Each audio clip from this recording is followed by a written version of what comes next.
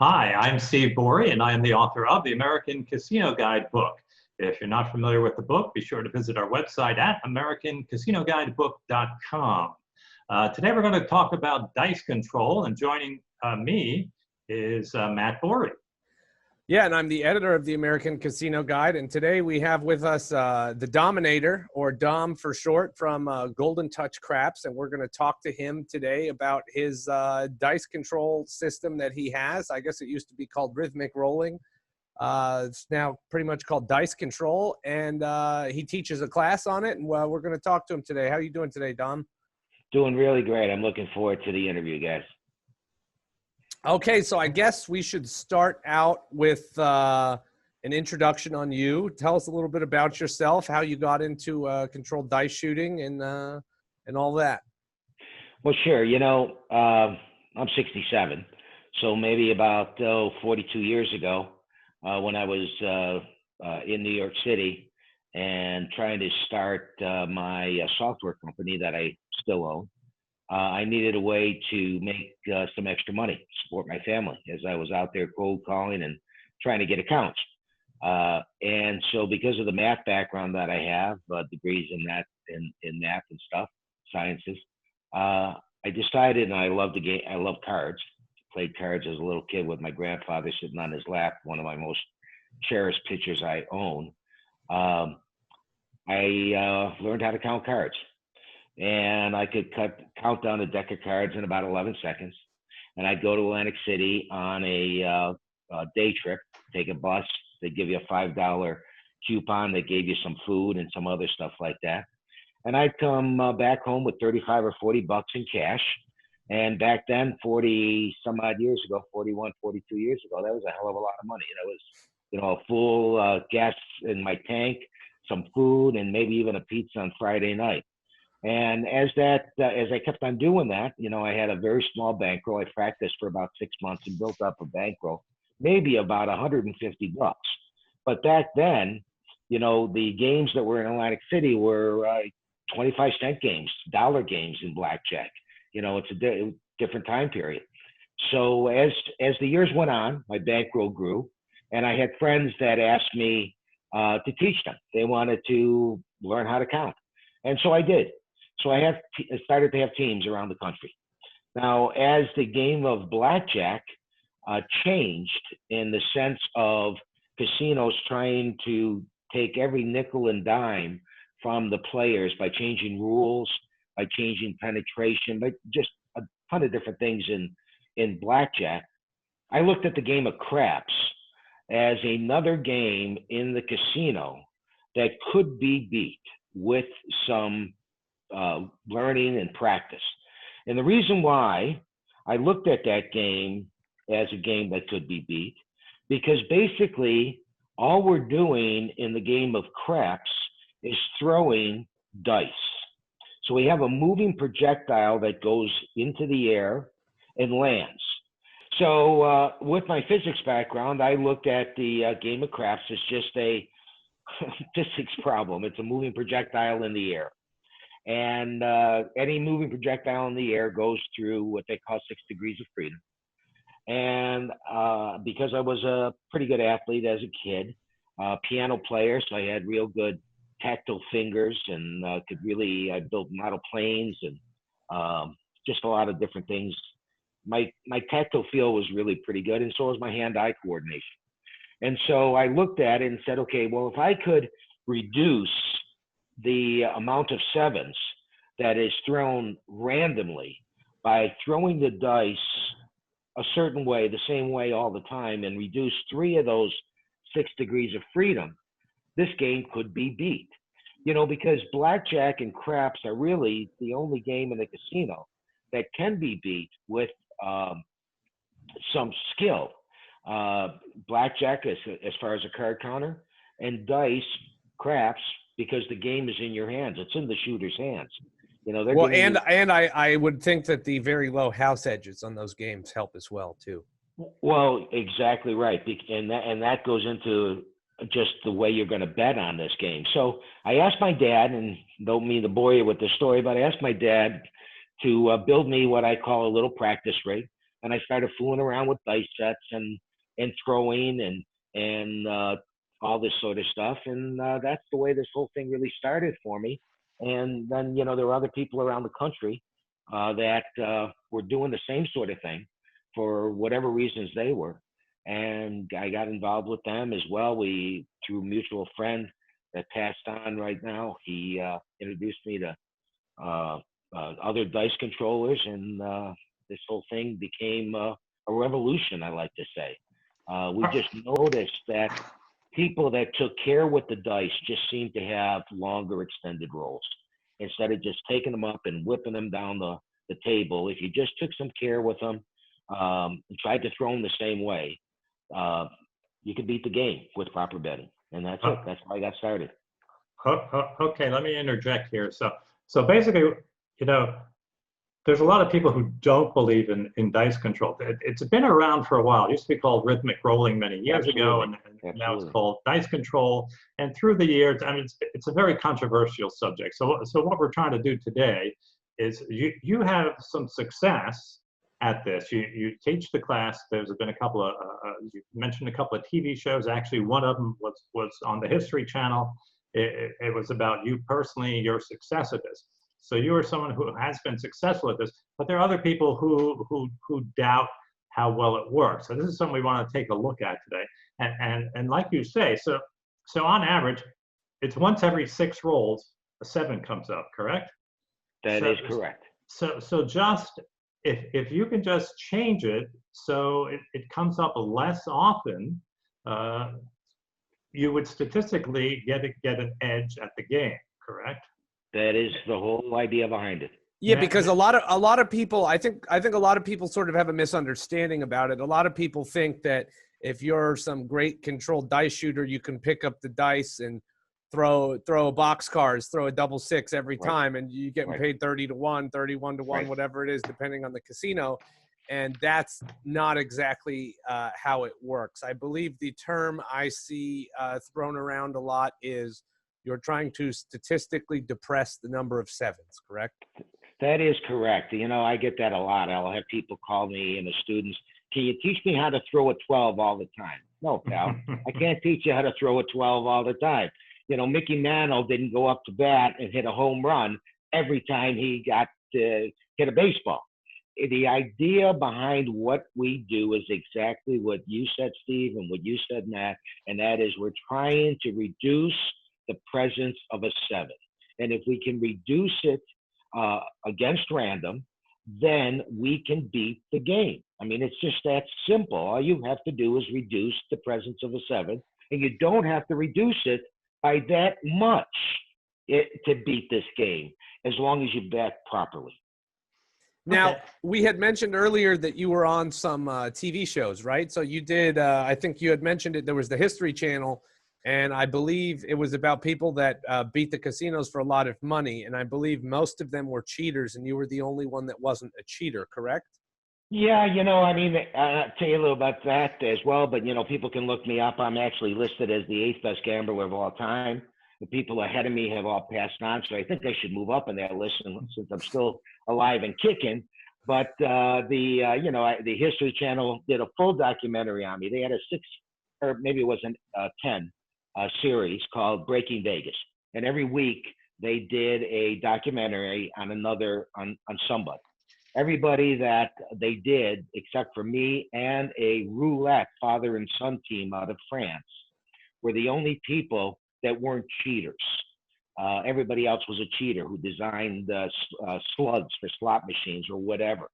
My particular show was the #1 show in that series, as well as even to this day, the DVD of that show is the #1 selling DVD on the History Channel. So people began to call me and said, hey, you know, can you teach me? And that's how I decided to, instead of being underground and undercover, to just come forward with it. Why? I was beginning to get banned at a lot of different casinos around the country. And I really wanted to show people that and teach people how to beat this game. So if I couldn't beat the casino, then my students could beat the casino. And that's how it started. But yeah, I mean, the History Channel, they did an awful lot of research. I talked to a lot of people about my credibility and who I am. And, Playboy's done interviews with me, a great article in Playboy, New York Times. They called me up when the lady who had a 4.5-hour roll, Patricia DeMarco, in Borgata about 8 years ago. That's a funny story as well. But she threw the dice for about 4.5 hours. And they called me up because they did an article about her and the situation at the Borgata with her. And just so, yeah, as far as credibility is concerned, yeah, I think I have it all. And I also have 4 books out there. And yeah. All right. Well, let me ask you this, because people are going to say, okay, this guy, he's got this course. He teaches you how to win at craps by trying to control the dice. And probably all going to say, well, why isn't he out there making a living doing this? So what do you say to that? Very simply, I don't think that being a professional gambler, number one, is a good way to make a living. I have students call me all the time. I just want to do this full time. And my recommendation is this: this is a great, beating the casinos with advantage play is a great part-time job. But you never want to get rid of your full-time job with your health insurance and everything else like that, because going to the casino and trying to make a living will put an awful lot of stress, not only on yourself, but on your family. You're not going to be able to stay in one place, in one city. You're going to have to travel because you are going to get banned, just like the movie 21 with the card counters. They eventually got caught because they just continued to go to Vegas, and so you have to travel a lot. It's a great part-time job. You can take money out of the casinos, make a nice part-time living doing that extra income that's coming in, get all the food for free and the comps and all that good stuff like that. But you got your day job always there to pay your rent and your mortgage and your open heart surgery for your dad if you need. Yeah, I know. I've always Matt, you and I always say the same thing though, because people have this fantasy that you could be a professional gambler. It's the greatest thing in the world, and it's not. Right. It's really not. No. I've had people that have done it, and they were great shooters.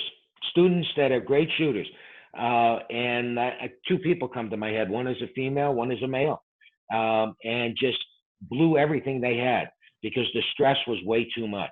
They start chasing the losses. It just changes everything about you. You got to have a personal life. You have to look at this thing and say, I enjoy going to the casinos. Number one, it's something that I enjoy doing as a person. Any person saying that. Now, if I'm going to go there, why should I put my hard-earned money on the line with a wing and a prayer, hoping that I pull that slot machine and I win $1 million today? It is not going to happen. But if you enjoy going to a casino and you enjoy that entertainment, which is, nothing wrong with it. There's over 62 million people that travel to casinos every year in this country. It's a great form of entertainment. It's not when you say to somebody nowadays, I'm going to Vegas on a vacation, they don't look at you as being weird anymore. Going to Vegas is a lot of fun. The casinos are beautiful. The shows are phenomenal. The restaurants, anything you want to eat, it's just great stuff. So instead of putting hard-earned money on the line and hoping that you win and saying, well, I lost $500, but I had a good time. Well, I don't think losing $500 is a good time. There are ways you can beat this game, any game, blackjack or craps, and I teach both, and I have books on both. Simple way of counting cards and what I do in dice control. There are things that somebody can do if they enjoy going to a casino with some practice, can gain an edge. Listen, if you enjoy golf, a lot of people will take a golf lesson. So if you enjoy going to a casino, then why not take or read a book on how to play blackjack better or how to play craps better and avoid all the carnival games that the casinos want you to play that you just can't beat. Okay, now, well, as you said earlier, being a professional gambler is not an easy job because it's not like, even if you have an advantage, you're not going to win every single time you go. It's just how it works. You're going to have bad days. You're going to have good days. So Could we talk about some of your examples of bad days and good days? Like, what are some, like, the most you've won in a day or the most you've lost in a day, if you don't mind sharing? Well, I don't talk about dollar amounts, but I can give you sure. The worst situation I had was I went through 21 straight sessions losing on that day. Sessions meaning I went to either the blackjack table or the craps table, and I lost money 21 straight times. Wow. I mean, there in the middle of all that run, I would go back up to my hotel room and stick my thumb in my mouth and curl up like a little baby and say, "What the hell am I doing?" But I knew that I was playing with an edge, and I turned that all around on one session, actually, at the craps table in a casino up north, where I actually had in the casino about an hour and a half roll, and meaning that I held the dice for an hour and a half. I'm not going to say how much money I won, but I can tell you that I had to be walked to the cage with all the chips that were in front of me. The bank of chips that are sitting in front of the dealer, the suit that's behind there, had to be changed 6 times in that roll, meaning that we emptied out that bank 6 times. They had to call for a fill. Wow. Yeah. I don't think I've ever seen one emptied once before. Yeah. So it was a huge roll. It was and a lot of big players were at the table too. That's a big difference between that Patricia DeMarco, who had a 4.5-hour roll, and they only had a chip refill 1 time. In fact, the most money that was made on that roll was $38,000. Somebody holding the dice for 4.5 hours, and they only made $38,000 as the most being on that table. And why is because Borgata got so lucky. Everybody at that table were either $100 or $200 buy-in and knew nothing about betting the game of craps. They were all kids or young people. Patricia herself never threw the dice before in her life. And she started out with a $12 place bet on the 6 and a $12 place bet on the 8. And she didn't even press that 6 and 8 up to $18 until an hour and a half into that roll. So, they got lucky. They got very, very lucky. If those kind of people, we like to call them ploppies, the people that don't know anything and they just plop down in a chair. Yeah, that's right. So, that was how that changed that really bad time that I had those 21 straight days. Now, wait, go ahead, Steve. Oh, sorry. Well, I was going to say what we'd like to do is see you give an example of what you teach in your class. How you set the dice, because you have to set the dice a certain way before you roll them, and your objective when you're throwing the dice. And if you give us an example of that would be great. And then afterwards, we want to ask you bring up some of the objections that people have to controlled dice shooting, why they think it doesn't work. No problem at all. So what I'm going to do is I'm going to get off of my seat and I'm going to move the camera around, and we'll get it set up. And we'll be right back. All right, great. All right, so Dom, now we are at your craps table here. We're at the other end of the craps table, and you're going to give us a short example, right, of how you do this? Exactly right. So the first thing that we do here is we try to set the dice in what we call the hard way set. And the reason why we use, and what that means is there are hard ways all around all 4 sides. I have a hard 10 on top, and then I have the 6 and the hard 4 and the hard 8. It doesn't really matter what numbers you put on top as far as which hard way you want. It's just your own feeling. If you want to put a hard 8 on top or a hard 10, that really doesn't matter. But during the point cycle, you want to use the same setup all the time, because the idea is I'm trying to throw the dice the same way all the time so that I can repeat numbers. Because that's really the name of this game, is repeating numbers and avoiding the 7. Yeah, so I guess we should really explain here for those people that don't know how craps works. The objective of craps is you throw the dice. You get handed the dice, you throw the dice.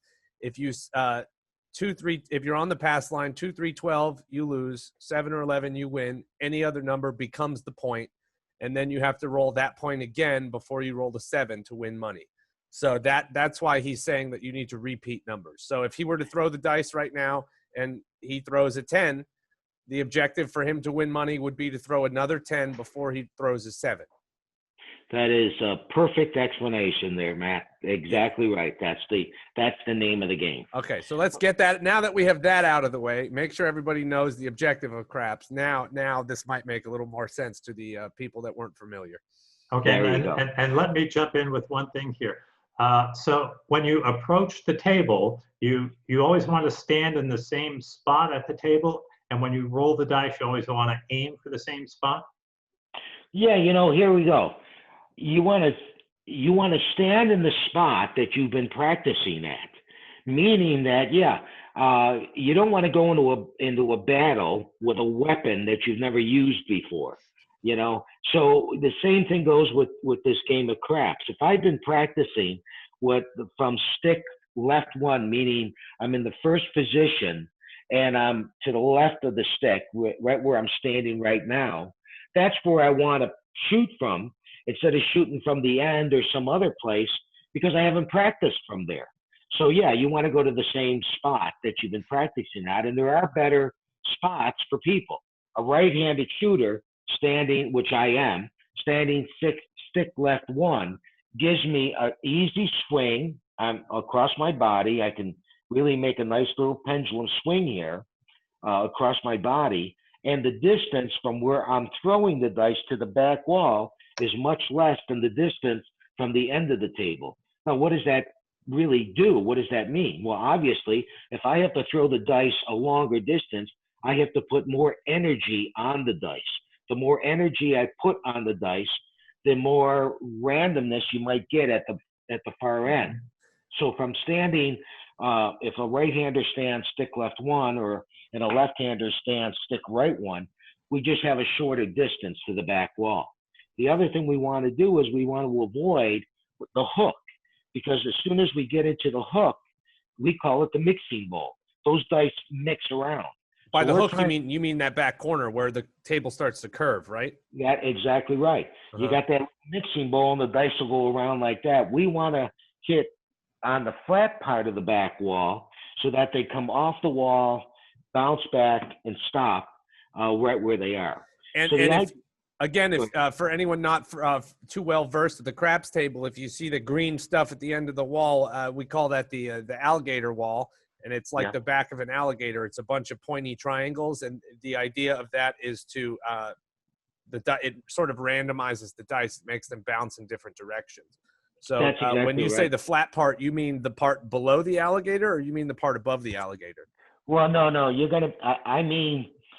You're gonna hit the alligator. There's no question. You're gonna hit the alligator. What you're trying to do is hit the part of the wall that is not curved. Oh, gotcha. Okay. Okay. So right to, where I'm going to try to angle to is I'm going to try to hit just a little bit, maybe 3 or 4 inches away from where that curve begins on the back wall. Sort of even with where the pass line is, right? If you were to follow that pass line straight back to the wall. That's perfect, Matt. We call that using a runway. Depending on how tall you are, how much you can lean over, that is, and most people, that pass line is going to be their runway, or maybe even the don't pass if you can reach over a little bit further. That's going to be their runway. You want to throw in a straight line, and you want to throw with a little bit of an arc, and have the dice land about for the first bounce, about 6 inches from the back wall. So it lands on about 6 inches away from the back wall, over the chips that might be there from players that are standing. So over the chips, hit the back wall, bounce forward, and die. See, the whole thing here, the whole physics behind this throw is real simple. We're trying to put revolutions on the dice. What revolutions on the dice mean is we're trying to turn them. And what we're creating when we're throwing those dice with revolutions is we're actually creating centrifugal force to keep them on axis. Axis meaning, in this particular hardware set, we have a 6 and a 1 on the side, on the left side, and then here on the right. and a 6-1. So we have an axis here.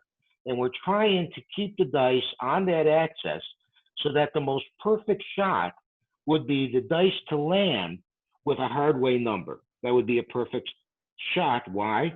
Because we set with hardways all around.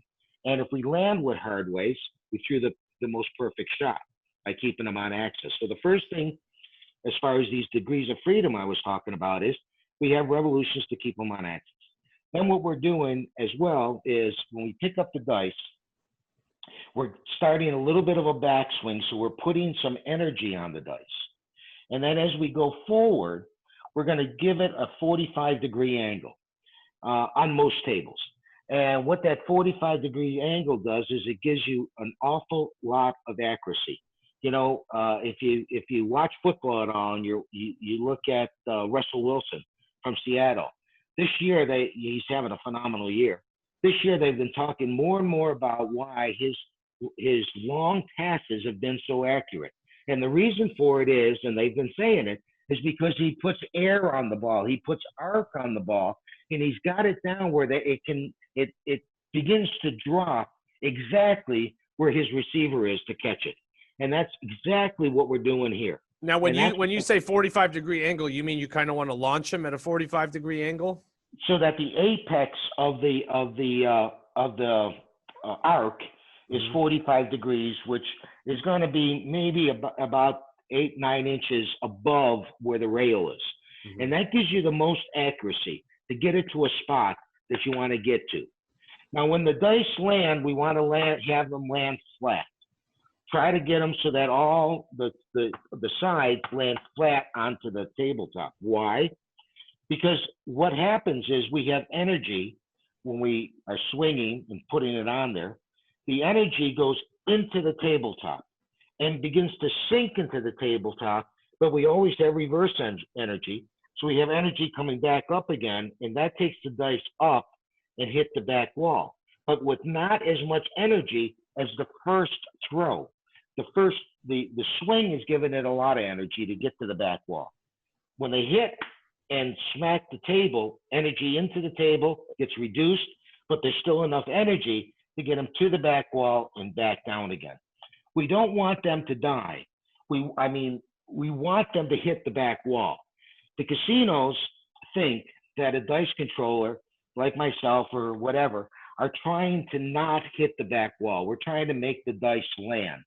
And at Golden Touch Craps, we are teaching a throw that is a legal throw as far as what the casino wants you to do. Meaning, they want you to hit the back wall and have the dice come off those rubber pyramids, off the back wall. That is the legal throw. You know, the old blanket throw that people used to do in World War I, where they slid the dice along and tried not to get them to spin. That's why some casinos have underneath the felt, they'll have a piece of metal speed bump, they call it. Speed bump, yeah, so you can't do that. And in the olden days, actually, the first crap tables, you watch some old movies, old westerns actually, they don't have rubber pyramids there. They just had a flat wall. But, you know, the rules of the game is you have to be able to pick the dice up with one hand. It has to be in complete view of the pit boss that's sitting down, and the dice have to be released, and they have to hit the back wall, and they have to bounce off the back wall. And that is the Golden Touch throw. That is what we teach so that we try not to get aggravation from the casinos. Because like I said, if you read their security manuals, and I do, I have them, I can get them, and I have them, they say that dice controllers are trying to not hit the back wall. That's not a Golden Touch dice controller. Because number one, that's so difficult to try to do, to get them to just die without going any further when you're throwing them. We want to follow the rules of the game, and so that they can't say anything about us not following the rules of the game. Mm-hmm. So going back to this, we get the dice and we set them with these hardware sets. And then what we're trying to do to get that rotation. Well, I believe on your example, I think you just rotated one of them. So. I did. Thank you. If you can see my fingers right now, I'm trying to create a fulcrum, meaning I want the dice to roll off of my fingers. See that? So that I'm creating this backwards rotation. And I'm trying to keep my fingers on the front of the dice as straight as I can. Kind of like that, if you can see that. Mm-hmm. They're really straight, because if I have one finger lower than the other, that particular die is going to stay on that finger longer. And instead of rolling off together, this one's going to roll off before the other one.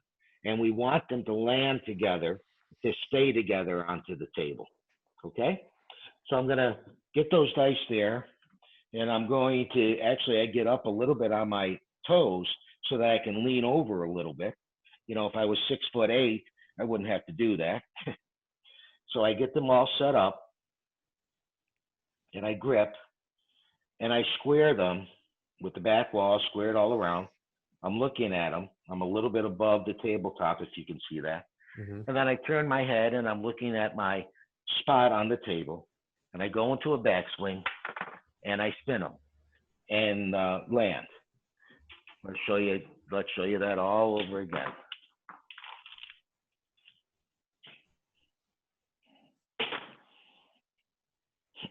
So again, we're going to set. Now, one thing we should mention is that the casinos don't really care if people set the dice, because a lot of people set the dice when they throw, and 99.9% of them don't know how to actually control the dice when they throw them, correct? Oh, that's absolutely correct. I mean, it is a game where, like I said, the casinos are saying, here, guys, here are the dice, try to beat us. And so, yeah, people are always setting the dice. The funny thing that I find funny is people set the dice and then shake them in their hand. And shake them in their hand. So what the hell are you setting the dice for? Yeah, I was actually just gonna say that, because unlike Steve, I love a craps table. I like to spend I've spent a bit of time in my day at a craps table. Well, you know, there isn't a game that is more fun, in my estimation. If you go around the casino, the game that always has the most screaming and high fives is the crap table. You know, when you're playing a game of blackjack, it's really you against the dealer. Mm-hmm. And yeah, if everybody has standing and the dealer busts, maybe the players will high five each other, but that is not the other players, or there isn't one player on the table at a blackjack table that caused that to happen. In a crap game, it is a team game. Most players play to do, meaning they want the shooter to make points. They're not don't players. Most players are do. So when the shooter is making points and making numbers, it's like, you know, he's the star of the basketball team. He's the star of the baseball team. I tell people that all the time. A hot craps table is the best place and the most fun you will ever have in a casino. Oh, absolutely. And when you have a long roll, even if it's just a half an hour roll, and I shouldn't say just, because I was going to say that's still a pretty long, long roll. Know, everybody, when it's over with, is giving you high fives, and it's as if you hit the home run in the 7th game of the World Series in the bottom of the 9th to win. It's just a phenomenal feeling, and that's why it's such a great game. I think I had like a 30-minute roll one time ever. I was at the Cosmopolitan in Vegas, and there were some people that were betting big there, and I think they both tipped me $50 or $100 afterwards. Well, that happens a lot too. I mean, you have players that'll tip the shooter over and over again, because especially if you have some heavy duty players at the table, and the shooter maybe is not betting anywhere near what these other players are doing, and maybe, you know, they had, you know, $1,000 on the 8, and you just hit the 8. Yeah, you know, shooting you, throwing you a quarter, throwing you at $10, or, you know, even people will say, you know, give me a hard 10 for the shooter. You know, somebody who wants to tip. That's actually the best way to tip. That's why the way we tip the dealers is we put the money on the line instead of giving it to them, so that they can wind up making more money if you make your point. Yeah. So we'll try this again. We're going to grab this over. We're going to set. We're going to look at our spot, get into our throw, and throw the dice again. And now I'm going to just slide this forward. So maybe we can see what's taking place. Can you see the dice, guys? I can see one. There you go. Now we can see them both. Okay, so what we did is we threw a 6, and what we are trying to do here is we don't want the dice to land way up here. We do want them to land like this, and they're almost exactly on plane. They hit the back wall, and they landed about 6 or 7 inches off the back wall. This particular die, hopefully there wasn't a player standing here with chips, because it probably would have hit his chip, and maybe I wouldn't have gotten a 6 out of it. I would have liked to have this die be behind it like this one is, but that's the way it landed. I like to say that any long roll has to have a little bit of luck in it. DiMaggio's 56-game hitting streak had a little bit of luck. Some of those hit to the shortstop 1 inch more, and the shortstop would have caught the ball instead of having it go past him. And so even with this, you need a little bit of luck. When we try to shoot the dice, we will have friends that we call blockers, meaning this hook, this end of the table where I'm standing right now, and I'm standing behind the 4 that you see here. If I'm a friend of the shooter who's shooting here, I'm not going to make a pass line bet. Why? Because I want to try to keep this area open for him, so that if the dice do roll back a little bit, it doesn't hit anybody's chips. So playing this game with friends who are shooters, who are learning this game, is what it's all about. And you'd have people standing there just making like what, place to 6, place to 8, something like that? Yeah, well, again, they'd probably make comebacks, as we discussed yesterday before this interview. We suggest always being a comebatter.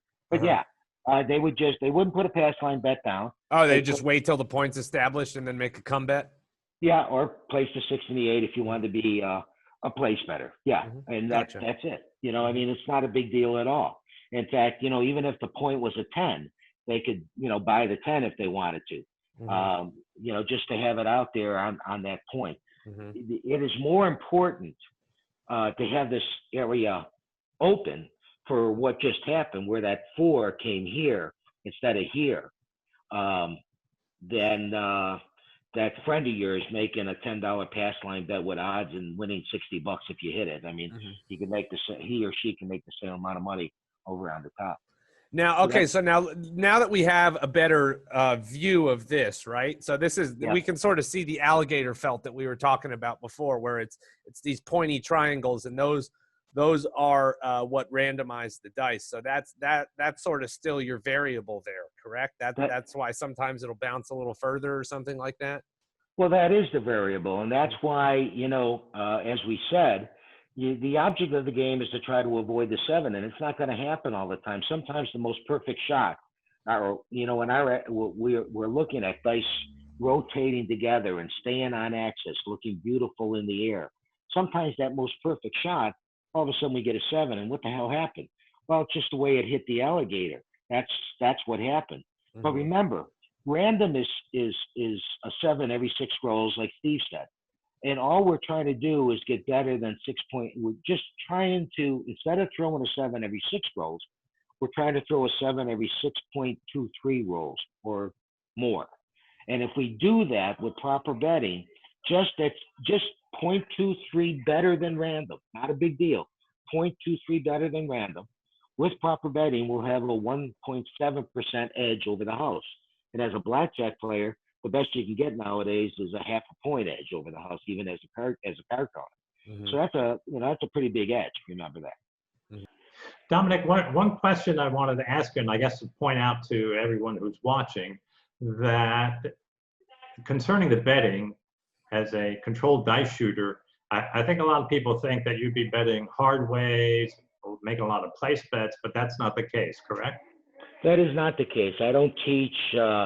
I tell people that you don't want to make those center bets, those hard way bets or anything else like that, only because the edge is so great. I mean, you have edges in the center bets that can be all the way up to 13% against you. You want to make the lowest house edge bet you can make so that you win the most money. Think of it this way. If there was a bank on either corner of a block, you're going to put your money in the bank that gave you the most interest. And so if you're shooting, as an example, with that 1.7, let's make it an even number. You're shooting with a 2% edge, which means that you are avoiding, instead of at 6.23, to shoot at 2%, you're about 6.8. So every meaning 7 every 6.8 rolls, correct? Yes, instead of 6.23. So you got a 2% edge. So what you want to make is a bet on the table that carries with it an edge that is lower than 2%. Do you follow that? We don't want to make a bet that carries a 4% edge for the casino, because we are going to lose 2% on our bet. Yeah, because what you're saying is if you can get it from rolling so if you're rolling 7 every 6 rolls, a casino still has an edge over you. If you get it to, what did you say, every 6.8 rolls, that means that you have a 2% edge over the house, if once you subtract out the house edge of the bet that you're making. So if you are making a bet that has a 1.41% edge, the pass line bet, then you only have a 0.6% edge over the house, is what you're saying, right? That's exactly what I'm saying. So Okay. with that in mind, the edge on the place bet of the 6 and the 8 has a casino edge of 1.5% against you. You're playing with a 2% edge, you're making a 0.5 point on your money, right? Yeah. Okay. But now if we were a come better, and we made a $10 come bet, and we took just single odds, that edge is down below 1%, 0.87. So now on that 2% edge, we're actually making 1.2% on our money instead of just a 0.5 point by placing the 8 or the 6. And so that the come bet is the best bet that you can make at a casino. And the reason for it is because the casino doesn't take any vigorish off of the odds that you put down. In other words, they pay you exactly what they should pay you if you threw an 8, instead of taking the vigorish out when you place the 6 and the 8 for $12.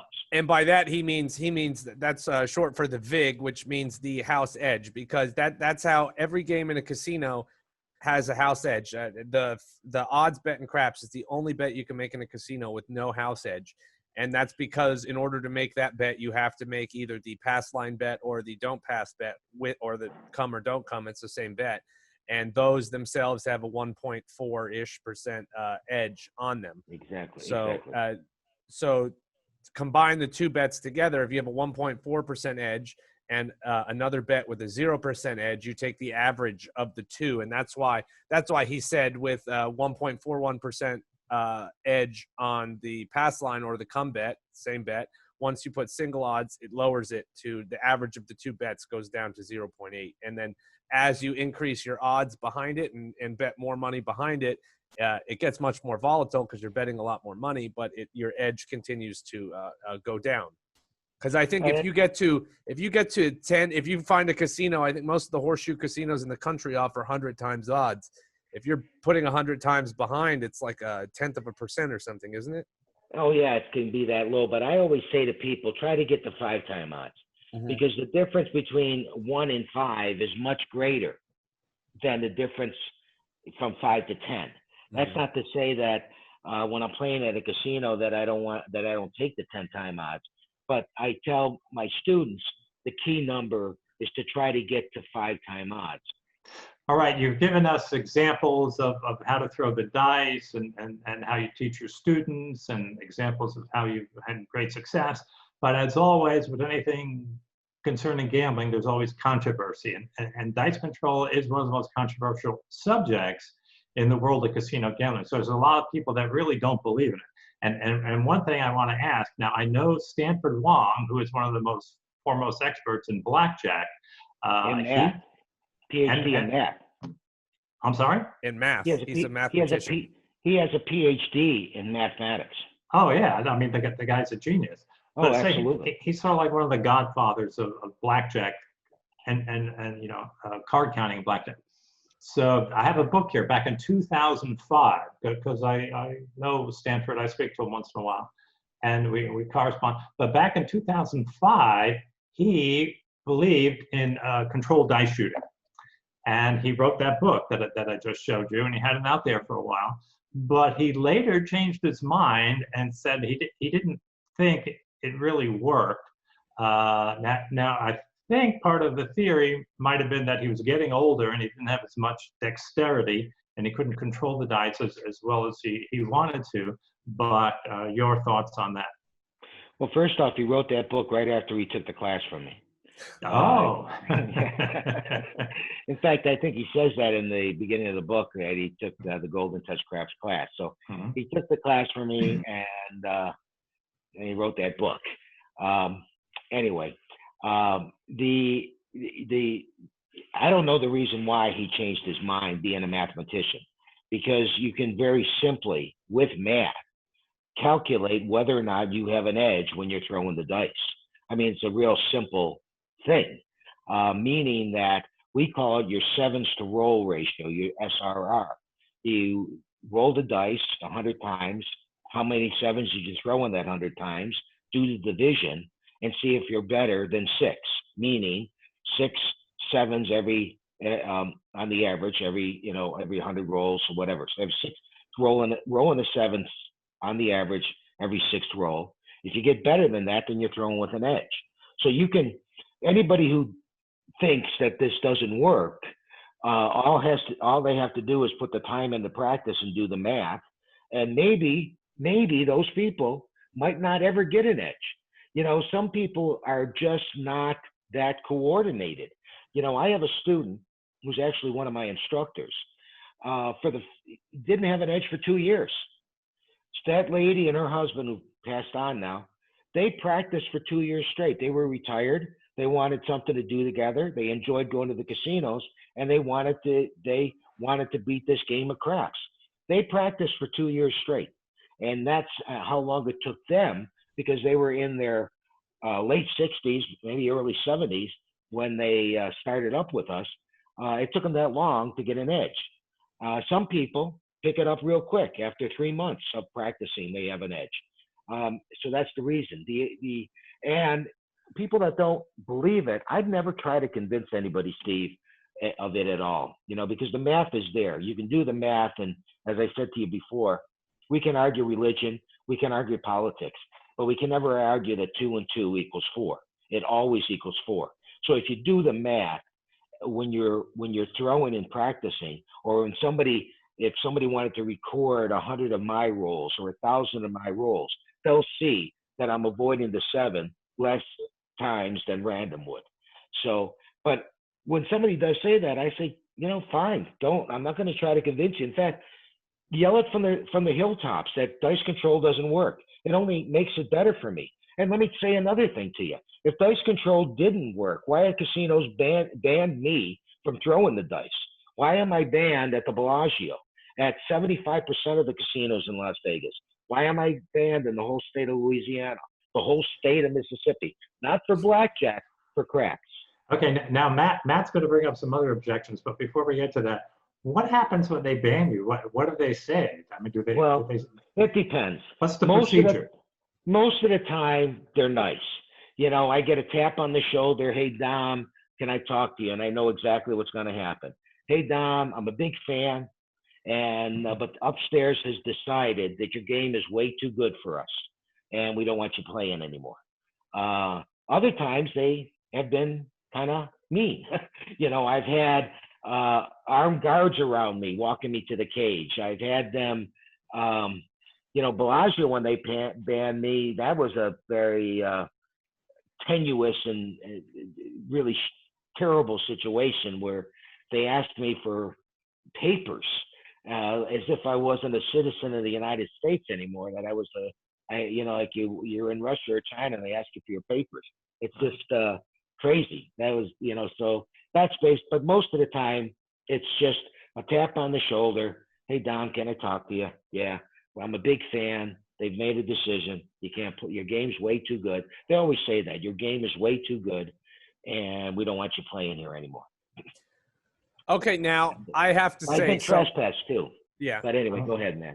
Well, I have several friends that are in the AP community. They're advantage players. None of them play dice, and I love playing craps. So I've always been very interested in controlled dice, and they're all very successful APs. And I've talked to them about it, and their rationale is that with the time and effort that needs to be put into learning it and being able to shoot at a degree where you have a good edge, they think that it's too easily countered by the casinos. They have the casino can just ask you to move spots. The casino can, if at night when you're not playing there anymore, after you go up to your hotel room and go to bed, they can close the craps table and sort of adjust the pyramids, the alligator skin around. I don't know. I've heard all sorts of crazy things that they say, and they just all pretty much say, I'll just stick to card counting.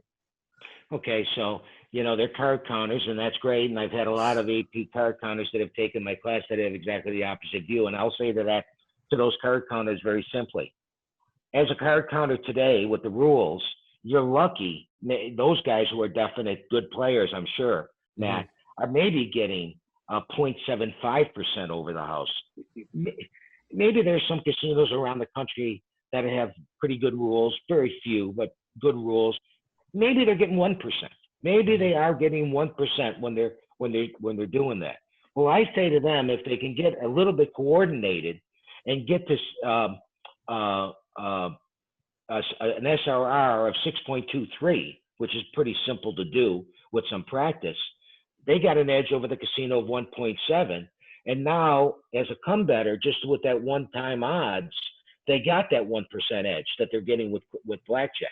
Mm-hmm. And if they put some more practice in and they get to an SRR of 7 or 8 or greater, I mean, my SRR is pretty damn high. The edge is phenomenal. You're not going to be able to get the same edge as a card counter as you would playing craps. Mm-hmm. And it's that plain and that simple. I mean, and the casino's doing things, but as a card counter, they're going to do just many things. They're looking at you to leave. They're going to say something to you. So they're going to do the same shit. Excuse my language. They're going to do the same stuff to you as a blackjack card counter as they are as a craps player. Mm-hmm. But the edge is going to be so much greater. I don't know if there was any evidence. I don't know if there was any evidence to it, but I believe the story I heard is that my friend that I was speaking to had a friend that had made a bunch of money shooting dice in a year, in whatever time period, and swore up and down that it worked, and then apparently had such a bad run the next year or next time period after that he lost it all back. And then so he might just be a little sour about that. So that might be where that's from. But so anyways, the same story can be said about the blackjack card counter. Yeah. One thing I wanted to point out, though, Dom, is that if you're counting cards, the casino doesn't really know you're counting cards until after a while and they follow you. But if you're there setting the dice, it's rather obvious that you're trying to be a controlled dice shooter. So that's one thing I see right away. They would be aware that you were trying to do it at least. Well, that's not necessarily true either, Steve, because there are so many books out there and so many people that are so-called dice experts that are teaching people how to throw the dice. The casino is very, they know you're trying to do something, and as soon as you set the dice instead of winging them, and so many people are doing that. And as far as a blackjack card counter is, as soon as they have an inclination, you're right, when he first sits down and just puts out a $25 chip in the box and a hand is dealt, they're not going to know you're a card counter. But as soon as they have any kind of suspicion, what you do 10 against a 7, and then they start following you up on top, they know real quick whether or not you're a card counter or not. And that's why, you're trying to do camouflage and you're trying not to do the same thing all the time. And that's what reduces the edge. I'm still saying that, and I love playing blackjack and I love cards. It's my gun to my head. I'd rather play cards. It's just, I grew up playing cards. But the edge that I can get today in blackjack isn't close to the edge I get when I'm shooting craps. I mean, just not even close. Not even close. And people that have practiced, and sometimes it takes 2 years or longer, maybe, or maybe you'll never get to that point. of having a consistent edge. But when you do get to that point with some practice, and I've taught those AP guys as well, and maybe the fellow that Matt is talking about, all of a sudden it was in my mind who it might be because of the way he described it. And I think he actually took the lesson from me. But the you're gonna have a bigger edge. Anyway, that's it. Yeah. All right. Well, so that was a great interview, Dom. You were great interviewers. People want to know more about you or your class or your books. Where can they do that from? Your website is, what is it? GoldenTouchCraps.com? www.goldentouchcraps.com. Our phone number is 866-SET-DICE. We will have our new schedule up right around Thanksgiving for next year. If you join our newsletter, you'll get a discount as an early bird special, Black Friday special that we run on any of our seminars going forward next year. And then we have our books, Casino Craps Shoot to Win, Dice Control, Golden Touch Dice Control Revolution, Cutting Edge Craps, and Beat Blackjack Now, which is our blackjack book on speed count that I see a 12-year-old can learn how to count cards. And then I have a new book that's coming out hopefully by the first of the year. It's going to be, in my mind, the epitome of all craps books. It's going to be from start to finish, how to play the game all the way up to dice control. So somebody who's never played craps before can pick up this book and understand like what you went through in the very beginning of this interview, and then all about dice control. Okay. Well, thank you very much, Dom, for joining us today. If you like the video, give us a thumbs up. Don't forget to leave a comment. Let us know what you think. And don't forget to hit that subscribe button, click the bell, and turn all notifications on so you never miss any of our other great videos. Yeah, thanks again, Dom and Matt, for your time. And everybody, thanks for watching, and best wishes for good luck in the casinos.